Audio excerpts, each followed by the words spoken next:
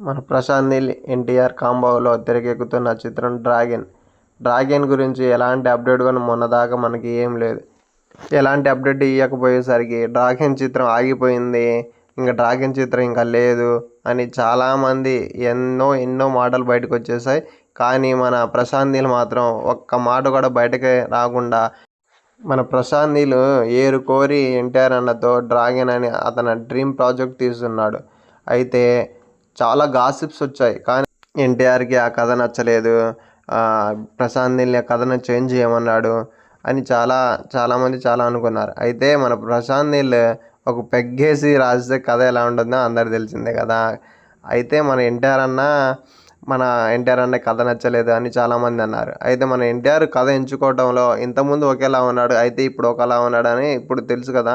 ఒకప్పుడు అంటే రవస, రామయ్య వసయ అలాంటి మూవీలలో చాలా మిస్టేక్స్ చేశాడు. కానీ మిస్టేక్స్ అంటే ఎవరైనా చేశారనుకోండి, ఒక టెంపర్ నుంచి అతని మేకోవర్ మొత్తం మార్చుకున్నాడు. స్టైల్స్ కానీ, లుకింగ్ కానీ, అతని డైలాగ్ డెలివరీ కానీ, ఏదైనా కానీ మొత్తం టెంపర్ నుంచి చేంజ్ అయ్యి ఇప్పుడు దాకా చూస్తున్నారు కదా. ఇప్పుడు దాకా హిట్లు మీద హిట్లు కొడుతూనే ఉన్నాడు. వార్ 2 మూవీ కొంచెం డిసప్పాయింట్ చేసింది, కానీ ఆ ఎన్టీఆర్ తప్పు అయితే ఏం లేదు. ఎందుకంటే అది యశ్రాజ్ ఫిల్మ్ని నమ్మి, చాలా పెద్ద ప్రాజెక్ట్ కదా, యశ్రాజ్ ఫిల్మ్ని నమ్మి మన ఎన్టీఆర్ అన్న కూడా కొంచెం ఆలోచించకుండానే ముందడిగేశాడు. డ్రాగన్ మూవీలో ఎన్టీఆర్ సెట్ అయింది. నెక్స్ట్ పార్ట్ ఏంటి, హీరోయిన్. ఆ హీరోయిన్ కోసం ఎంత ఎతికారంటే, ఎంతమంది ట్రైల్ చేశారంటే, ఎవరు ట్రైల్ చేసినా కానీ మన ఎన్టీఆర్ అన్నకి సెట్ అవ్వట్లేదు. కానీ లాస్ట్కి వచ్చేసి మన రుక్మిణి వసంత్ గారిని తీసుకోవడం జరిగింది. ఆమెను వచ్చేసి నేను ఎప్పుడు చూడలేదు. అయితే ఎవరు ఆమె అది ఇది అనుకున్నా. కానీ మన కాంతార చాప్టర్ 2 వచ్చింది కదా, అది వచ్చిన తర్వాత ఆమె పర్ఫార్మెన్స్ చూస్తుంటే మర్చిపోయింది. ఎన్టీఆర్ అన్నకి కరెక్ట్ జోడి అనిపించింది అసలు. ఆమె అయితే ట్రోలింగ్ చేసేవాళ్ళు ఎప్పుడు ట్రోలింగ్ చేస్తూ ఉంటారు, తెలిసిందే కదా.